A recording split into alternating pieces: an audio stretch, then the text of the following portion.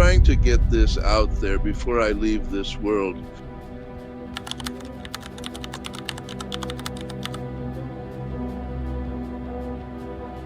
We Americans are proud that we can elect our leaders, but you can't select our leader.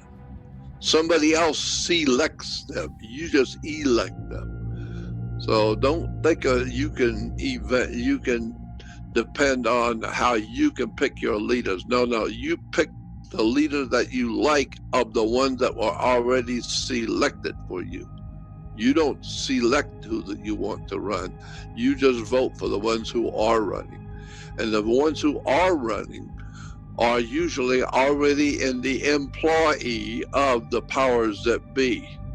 So what these people that are running for government or running for office in government, they already work for the boss who runs the country. They're already there. That's why you are changing the administration. When you vote for a president, you're changing the administration. You're not changing the company. You're not changing the corporation and the way the world works. You ain't changing that. Nobody's changing that. But you are changing the administration as to how your country will operate in relation to the corporation and in relation to the way the world works. So you're not changing anything.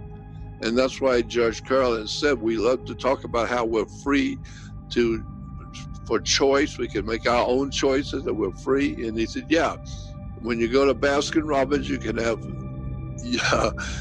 chocolate ice cream, strawberry, and all the other different flavors of ice cream. That's the only freedom you've got. You don't have any other freedom. You do what you're told to do, or you don't have a job, and you need to go to school and learn what to understand and who wrote the books that you're reading and studying, who wrote them, and who says that they're true. Nobody says that they're true. That's what you just need to learn to read what the government wants you to know. Now you mentioned that our country is basically a corporation. For those that don't understand, can you break that down to how we are basically corporate assets for a corporation? Yeah, that's very, very important, very interesting. That it was back in when we were founded in the United States, we were called the United States of America. It was a republic back in 1776. So we were a republic. But after the Civil War was over, we were still a lot of things after the Civil War, but we were not united. We just got through having a civil war, which was bloody and violent in America. And it looks like that's what's coming again, some kind of a civil war for those who want to promote freedom and liberty and justice and the American way of feeling and the American way of living, as opposed to those who want to destroy our country and what we are as a culture of people. It's a cultural war, and there are people who are living right here in America today that hate you as an American. They don't like seeing Americans successful. They don't like seeing Americans making money and being free. And the one thing that all of the enemies of America hate is to see you free to do your own thinking. Nobody in power, in real political power around the world, wants to see the people under them free to do their own thinking. And therefore, America has big enemies who live here. They're eating our food, and they're living in our homes, and they're driving the new cars, and they're living well, but they hate you because you have the right to say no, and they don't like that. Totalitarians like Adolf Hitler, Mussolini, the communist dictators, none of these dictators and murderers want people to have the right to say yes or no and to do your own thinking and be your own boss. No totalitarian, fascist, murdering government wants that. They want the people frightened to death and do what they're told to do. And so that's the way it works. And so that's why we have enemies in this country. Now you were telling us about how we basically became a corporation too. Yeah. And so in 1848, there was a beginning of a revolution in this country in 1848, from 1776 to 1848. And in 1848, there became a revolution in America. It was called a communist revolution. And ultimately, it brought about the collapse of the United States of America. There was a great civil war. And so that after the Civil War, as I said, the people of this country were a lot of things, but united was not one of them. We were not united. We just got through having a civil war. We weren't united. And so it was decided by the bankers and the politicians who ran government.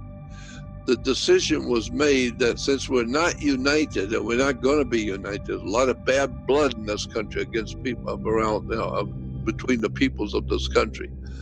And so since there's a lot of real serious bad blood and the war just over, but it's not really over. They're no longer killing each other, but that doesn't mean they love each other either.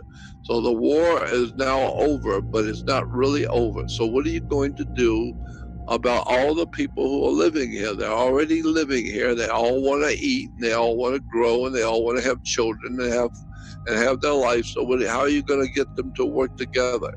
It was decided in the 1870s that we should make United States of America no longer operating United States. We're not united. So it was decided to make the United States into a company, a corporation, like Ford Motor Company or General Electric or the big oil company. Make the United States into a corporation, a company. And so the United States became known as the United States Incorporated. It's a company. And it was referred to like U.S. So if you are a U.S. citizen, that means you are an employee of a corporation called United States or U.S. You're no longer an American born in the United States of America. You are a U.S. citizen. Look it up. It means that you are an employee of a corporation.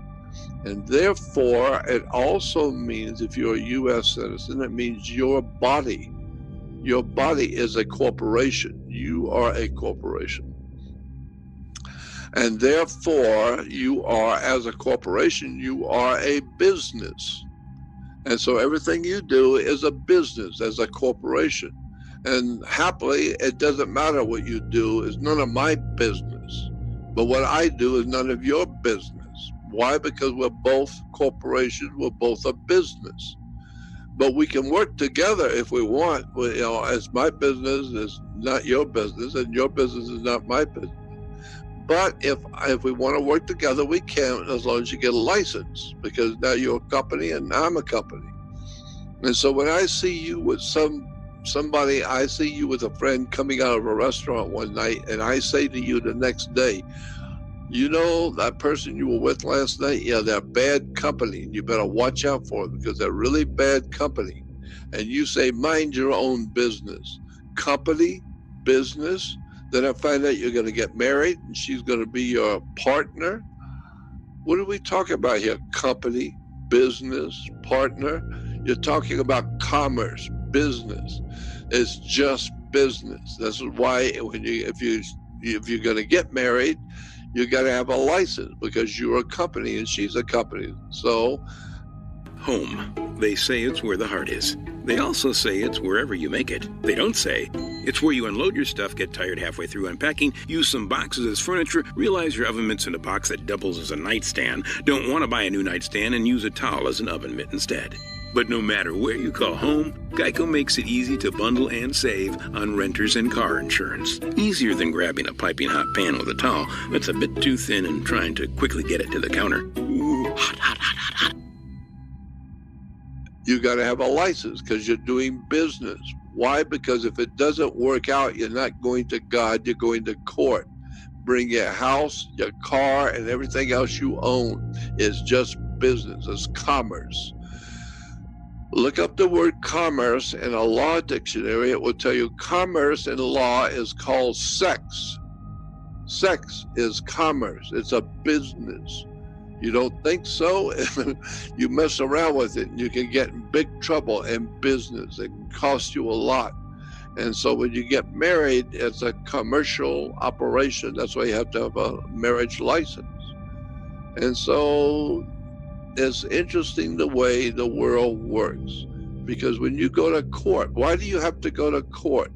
You play basketball on a court. You play tennis on a court. There are words and terms. You need to understand what the words mean. How do you play tennis on a court? You play with a racket. Why? Because the whole idea of a court is a racket. It's a commercial enterprise to control you. They made you into a company, and happily what you do is none of my business, and what I do is none of your business. And so they made you into a business and a company, and now they are able to control you through a court. It's a very interesting world that we live in, and how these words are all connected. And it has to do with the fact that you are, in point of fact, a company. You're a corporation. And there's so much to that subject we could talk about for hours, about where our money comes from and who runs a corporation and who runs this corporation called U.S., the U.S. corporation. Who owns it? Well, there's obviously all corporations have owners. They're stockholders. And so you are a stockholder. You're just a little tiny, little small stockholder. But your body is worth like $7 to $9 million on the New York Stock Exchange. Your body is worth millions on the New York Stock Exchange. Why? Because you're just a small stockholder in the great corporation called the U.S. Most people don't know that their bodies are being bought and sold on the New York Stock Exchange, and they're worth millions of dollars. Most people have never heard about, don't know anything about this, never heard about it. I've heard it many, many years ago. And I've watched the law, and I know the way the law works because you're a corporation. And I'm not a lawyer, I'm not a lawyer, and I'm not preaching law. But what I am doing is I'm trying to educate you as to how the world works around you. But do not do anything, and this is a caution, I'm cautioning everyone, do not do anything about what I am telling you. I'm merely educating you, not so you can go out and do something, because you can get in trouble, serious trouble. You can go to jail or prison by trying to do something I talked about. So I'm not recommending you do anything. I'm just trying to educate you. And the way this corporation works is very, very strange. And most people have no idea in the world how the world really works. It's a business.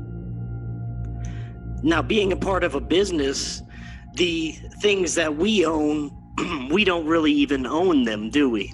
No, we do not. You do not own anything. You don't own anything. If you go out and you buy a brand new car and you put the cash down, the full amount for the car, put the cash on the table, and you think, boy, I bought the brand new car for cash. It's mine.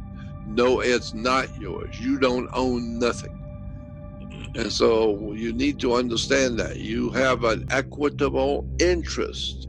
You have an equality. You have an equitable interest, meaning you've got money involved in it. And so if I want to buy it from you, if I want to get the car and you want to get rid of it, I have to give you some money to back up what you put into the car. It's called equality. It's called an equitable interest. But I'm not giving you the money so that I can own it. I'm giving you the equality of the money you have involved in it, because you don't own it. And once I buy it, I don't own it. And why do you not own it is because you never paid for it. You didn't pay for it because according to the United States commercial system, which is based on the British system of commerce around the world, according to the law, our money is gold and silver coin, period. And if you didn't come in with $30,000 in gold coins to pay for that car, you didn't pay for it. You merely use the paper money, which we use is called Federal Reserve notes. That's bank notes. So our money is no longer really money because money in America is gold and silver coin. That's real money. But if you didn't use gold coins to buy your car, then you don't own it. You merely have used Federal Reserve notes. If you look on the dollar bill, you will see it says this is not money, but we can be used as money. And on the older dollar bills, it used to say you can take this bill into a bank and have it and trade it in for real money. That's what the bill said, trade it in for real money, gold and silver coin. So therefore, if you're not using real money, then you're just using some paper that's published by a company called the Federal Reserve. You're just using some paper that you didn't pay for anything. You are using the paper that you are playing with the monopoly. And if you're using a monopoly and play the game, that's fine. It'll work because it's part of the game. But if you want to go outside and buy a car with that monopoly money, it's not going to fly. Nobody's going to take it. So the point being is that when we use our money in America, it's not money. It represents the value of something. It represents the value. And the way it represents is the value of your body. Your body is on the stock exchange and it backs up our money. That's a whole story too. I mean, there's so much I could go into right now. We could talk for hours and we don't have that kind of time.